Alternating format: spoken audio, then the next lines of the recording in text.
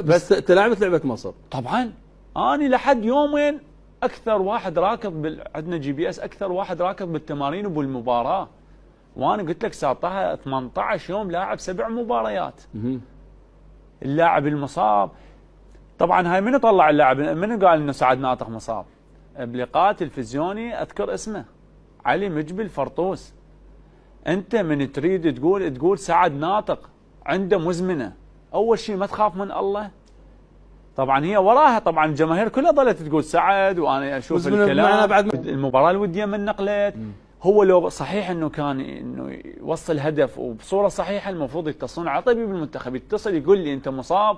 زين كابتن راضي شلون يجيب لاعب من السن مو من السن القانوني لاعب مصاب؟ انت تتصور كابتن راضي شنيشن يجيب لاعب مصاب للمنتخب؟